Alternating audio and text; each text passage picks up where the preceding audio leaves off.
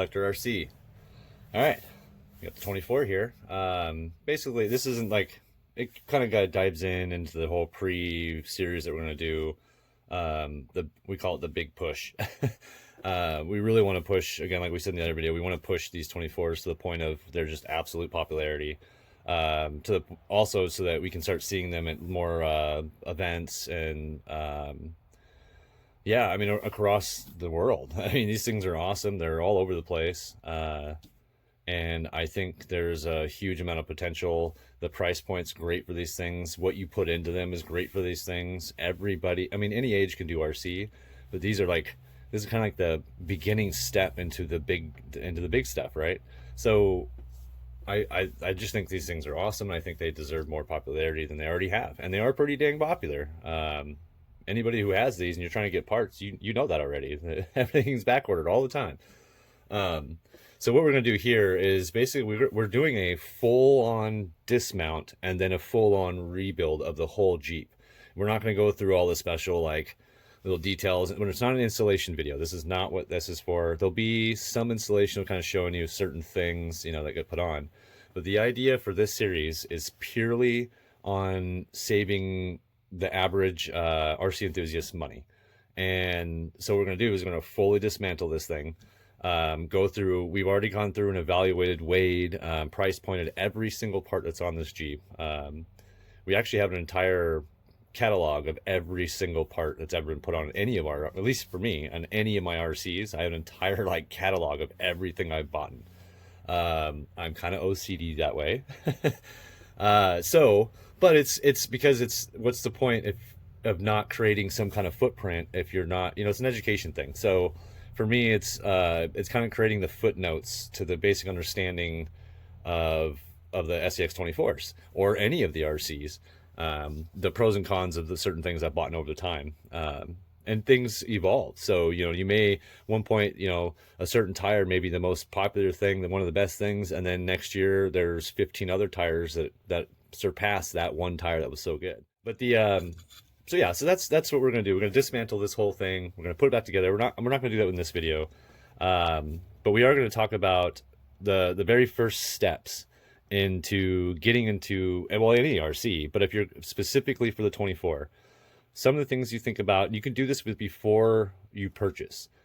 Think about the idea and direction you want to go with your 24. Are you looking for something that's kind of a little bit faster, a little bit more kind of a bash, but can still crawl? You still have that slow speed, but you have a little bit more speed. Are you looking for the lifted crawler? Are you looking for the belly crawler? Are you even looking for a crawler in these things? You can go pure trail. You can go pure scale. There's so many variations that people have done in the last probably, I would say, 6 months. And it's amazing watching all these people, like, you know, get so excited about this RC and stuff. It's pretty cool. But those are the things that you kind of think about before. You can do that before you even purchase it. I mean, granted, yeah, you could purchase this thing, look at the box and be like, okay, what do I want to do? That's another way, another avenue. Visual is always a good thing. And like I said before, getting out and communicating and participating and with other people and stuff will help you learn a lot as well. People that have actually done the things, and you can actually look at it, see it perform in front of you, and that kind of stuff. Well, it just helps a lot for a lot of people.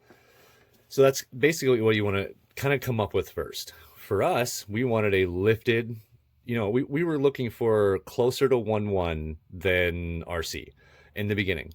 At this point, it's more of a robot. I think in certain ways, but yeah, so we want the lifted way, and that's why that whole push with the lift. And then with the Betty, we're kind of going the opposite. We want to drop that thing as low as we can, put the tires way out in the sides, give it great articulation, and basically go the belly crawler way. So that's another option you can do. So the other thing too is when you think about those things and you decide, okay, cool, I'm gonna go with the straight up rock crawler. I want this thing to be able to do things the 110s are doing, but on a 24 scale. Then you start looking and researching your parts. What is required to get it to the point to where you believe, and this is a personal thing, where you believe it's going to do what it needs to do. You can get tips and all that kind of stuff that'll help, and then you know, go with what your idea is combined with the knowledge you get from it. So That's why these things are so cool. I mean, any of the RCs are so cool. There's so many parts and so many things you can do, variants, that even though it may look the same, but they perform completely different and for different purposes. So you got to look at the parts, figure out what you want to do. Availability is a big thing right now. What you can and can't purchase, through online purchasing and that kind of stuff. The other thing too is that you want to, you're gonna go, you're gonna have to do some math. I mean, you don't have to do math. You can literally just throw stuff on there, and who cares, right? That's the kind of RC person you are. Awesome, you're you're unique, just like the rest of us. So there's nothing wrong with that. But you're gonna have to, weight it becomes a thing. And so you kind of have to contemplate for instance, if I'm lifting it, what do I do to counter the weight to keep it on the ground? Do I give it more articulation, or is the articulation going to hurt me if I go too far? If I put rotational weight versus non-rotational weight on my tires, how will that affect my driving ability? So there's a lot of things you can consider. And I think that's what makes this so fun, because there's so many things you got to think about. The other thing too is, where your habitat, like the area you live in. I'm in the Pacific Northwest in Washington, so a lot of our areas, if I go in the woods, it's probably gonna be a little bit more damp than normal, unless I'm straight into the straight hot summer. But it's gonna be damp. I'm gonna have more logs than rocks probably to crawl.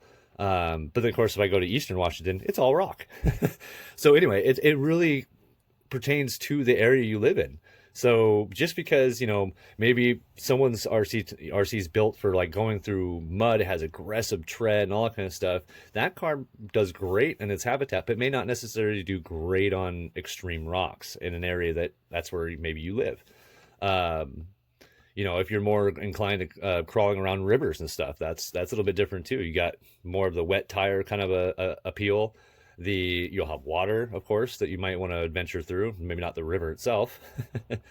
But so yeah, there's a lot of things you got to consider, and that's kind of what I'm just going to go over real quick. I know it's another talking video. Oh my gosh, talk. But that's what a lot of this is you got to talk, think about it. Basically it's like kind of putting a pre-order list in your mind of what you're going to do, the parts you're going to need, and then the habitat that you're crawling on. But I would say those are the very first things you're going to want to think about.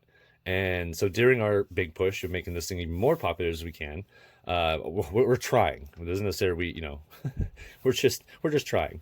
But with going all that, that's kind of the basics of what you're going to do before you start buying the parts, before you start putting stuff on.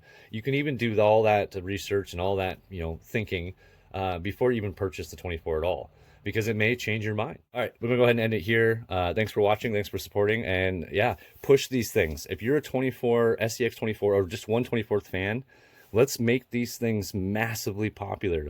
Let's get them out there and let everybody know we want to participate in some events and actually have our own, maybe a league of some sort. Yeah. Anyway, you guys have a great day, and stay tuned for we're doing 2 videos a day. So this is video number 1 for today.